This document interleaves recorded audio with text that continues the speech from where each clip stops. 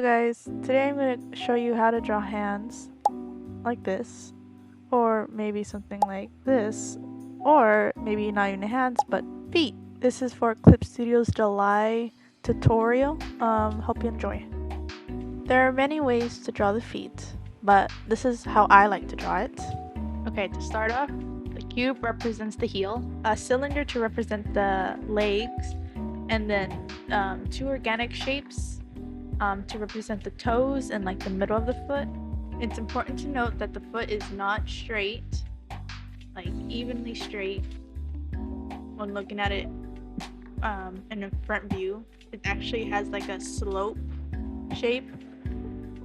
And the ankle bones on the outside of the foot are like lower than the ankle bones on the inside.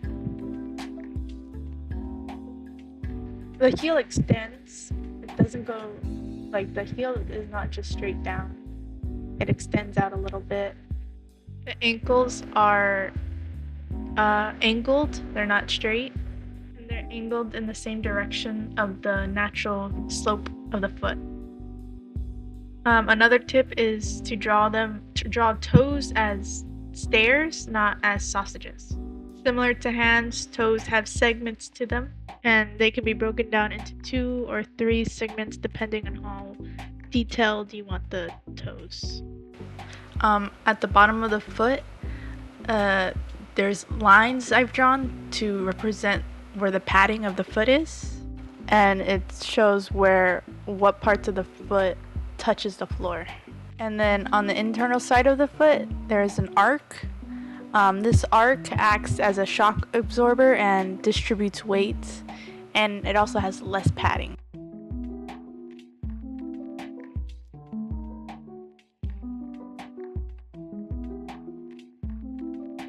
So, alright, now we are getting to the coloring stage.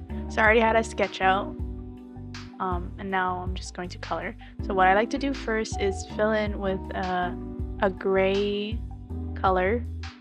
This helps so I can see the outline of the foot better and like the form of it.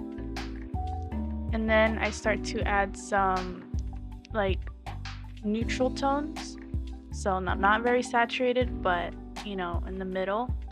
So I add some reds, some warm colors, some grayish, because gray with red I think represents blue. Like it can be seen as blue. Gray can be seen as blue.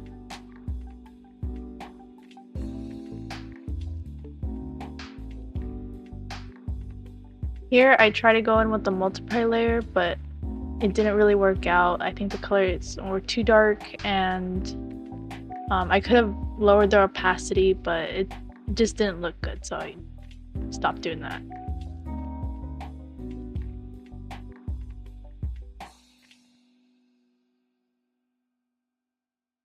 I think what's really important for me, or for any artist, is to first block in the shapes of light and dark. So, just make them, don't go all detailed. Right now you're just blocking in the shapes, the darkness and the light of the foot. Now what I like to do is blend the line art a bit. This helps with making the lines not look too hard and like 2D. It helps the foot look more 3D-ish. Again, going back, making areas darker. And this is where I really start to use multiply to darken the areas.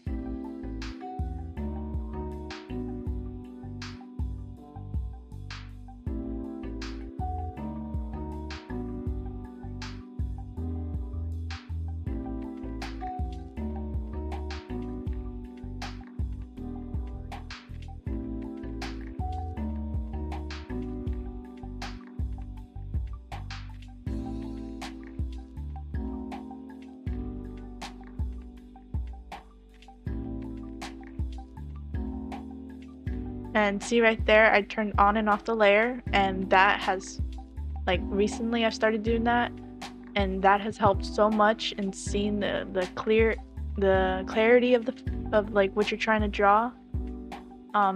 So try doing that because it helps. Here I started adding the toenails. You could have done it earlier on the earlier stage, but I didn't think I was gonna add toenails because I didn't really want to, but you know, I just thought, okay, if it's gonna look better, I should probably add all the toenails to make it look like a foot, you know? So then once you're done with getting everything like at a decent, like which you kind of have envisioned, what I like to do is select everything I have, duplicate it, and then merge it together. So that way if I ever mess up, I can always go back to my mistakes.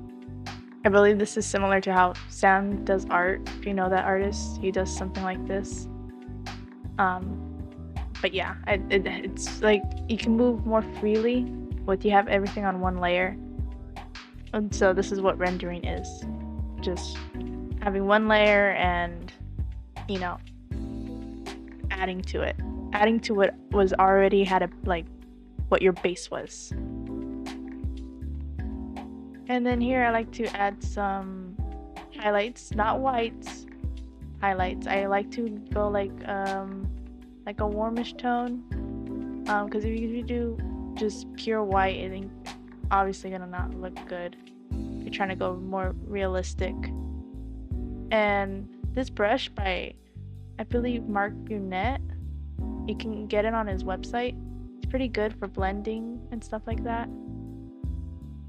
Or not blending, adding and placing colors and stuff like that. And all the additional rendering I do is on top of the layer, of the base layer, because if I ever mess up, I can just delete that and start again.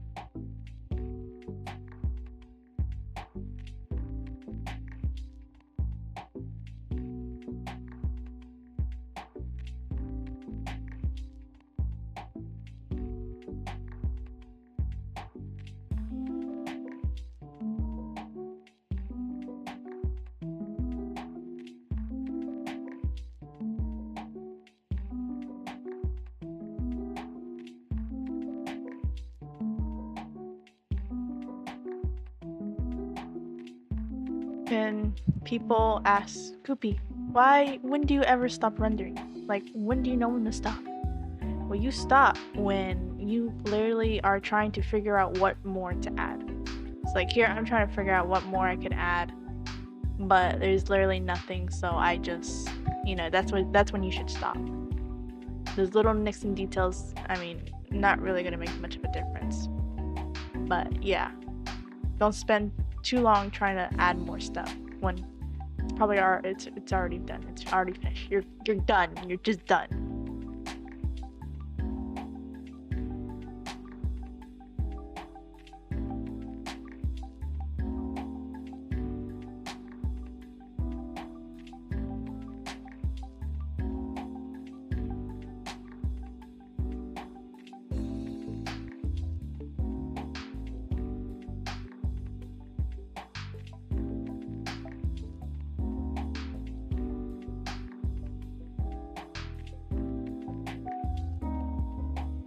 And here's another trick that helps. You've heard of flipping the canvas, but have you heard of turn it upside down? That can help because it helps right here. I was struggling about, I was like, what am I missing? And I realized, oh, there's some areas over here that could be more darkening and more shadows and stuff like that. So flip your canvas, that helps. And that's it. You are done. You have made pretty beautiful feet. If you want the tutorial on how to draw hands, link is in the bio. It's a tutorial on Clip Studio, so go check it out. It's really detailed, so I hope it helps, and thanks for watching.